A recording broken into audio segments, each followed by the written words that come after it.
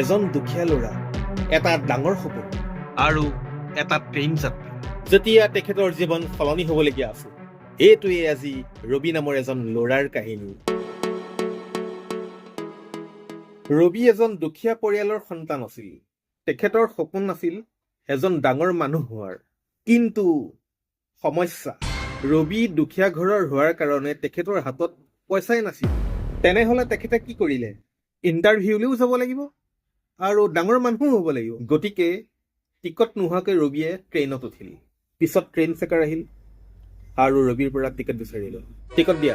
ৰবিৰ মনত ভয় আহিল, মোৰ হাতততো টিকট নাই, গতিকে আজি কি অৱস্থা হয় ঠিক নাই। ৰবিয়ে আৰু ভয় খালে। পিছত ৰবিয়ে উপায় নোহোৱাত সঁচা কথাই কৈ দিলে, মোৰ হাতত পইচা নাই, মই ইণ্টাৰভিউ দিবলৈ আহিছোঁ, গতিকে এইটো ইণ্টাৰভিউৰ দ্বাৰা মোৰ জীৱন সলনি হৈ যাব পাৰে, গতিকে মোক যাবলৈ দিয়ক।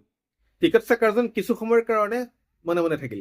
তাৰপিছত ডাঙৰ কথা, তাৰপিছত টিকট চেকাৰজনে ৰবিক টিকট কিনি দিলে। তাৰপিছত টিকট চেকাৰজনে এটা কথাই ক'লে, সপোন দেখা মানুহক কেতিয়াও বাধা দিব নালাগে। এদিনাখন ৰবি ডাঙৰ মানুহ হ'ল, অৰ্থাৎ ডাঙৰ চাকৰি লাভ কৰিলে। তাৰপিছত কি হ'ল, এদিন ৰবিয়ে সেই টিকট চেকাৰজনক বিচাৰিবলৈ ধৰিলে। বহুত দিনৰ পিছত টিকট চেকাৰজনক ৰবিয়ে লগ পালে, চিনাকি দিলে, মই ৰবি আছিলোঁ, এনেকুৱা তেনেকুৱা আছিল, এটা টিকেট আপুনি কিনি দিছিল মোক। তাৰপিছত ৰবিয়ে টিকেট চেকাৰজনৰ সন্তানক ৰবিয়ে এটা ডাঙৰ চাকৰিত সোমোৱাই দিলে। এতিয়া টিকেট চেকাৰজনে এইটো কথাও কয়, এটা টিকেটৰ কাৰণে মোৰ সন্তানো ভাগ্য সলনি হ'ল। যদি এইটো কাহিনী শুনি আপোনালোকৰ ইনস্পায়াৰিং লাগিছে তেন্তে লাইক কৰিব, শ্বেয়াৰ কৰিব আৰু আমাৰ চেনেলটো ছাবস্ক্ৰাইব কৰিব। ধন্যবাদ।